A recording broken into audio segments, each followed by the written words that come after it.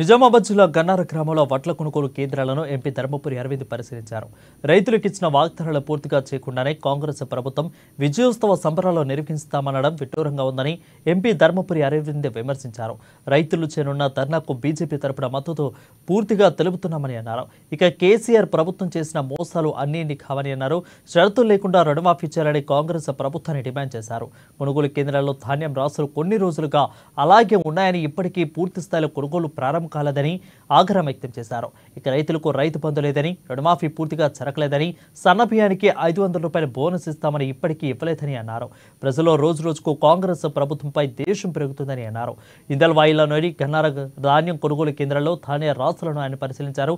ఇక రైతులకు బీజేపీ అండగా ఉంటుందని ధర్మపురి అరవింద్ తెలిపారు. అంటే దాదాపు 4%.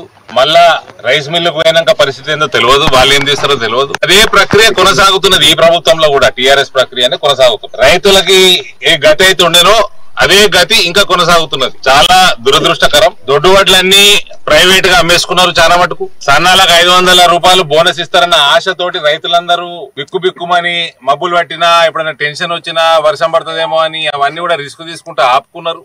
ఇలాంటి వరకు బోనస్ ముచ్చట్లేదు. బోనస్ ఇమీడియట్ గా రిలీజ్ చేయాల్సిందిగా మేము డిమాండ్ చేస్తా ఉన్నాము. కొనుగోలు తొందరగా చేసి క్లోజ్ చేయాల్సిందిగా, ప్రక్రియ పూర్తి చేయాల్సిందిగా మేము డిమాండ్ చేస్తా ఉన్నాము. రైతు వ్యతిరేకి ప్రభుత్వంగానే కాంగ్రెస్ ప్రభుత్వం ఇలా మారిపోయింది. ఇక దాంట్లో మేము కూడా ఒక 4 నెలలు పోని 6 నెలలు పోని కొత్త ప్రభుత్వము కేసీఆర్ రాష్ట్రాన్ని ఆర్థికంగా నట్టేట ముంచి పోయిండు అని మేము కూడా మస్తు సమయం ఇచ్చినాము. దాదాపు సంవత్సరం వస్తున్నది, సంవత్సరం అయితా ఉన్నది. ఇప్పటికి కూడా ఏమాత్రం మార్పు లేదు. పెనం మీదకి వెళ్ళి పొయ్యిల పడ్డట్టున్నది కథ రైతులది. ప్రభుత్వం మారి ఒకవైపు ఏమో మీ గురువు గారేమో రైతులకి ఇంత బ్రహ్మాండంగా చేసుకుంటా ముందు చూపుతోటి ఆయన వచ్చి 4 నెలలు కాలే, నువ్వు వచ్చి సంవత్సరం అవుతున్నది.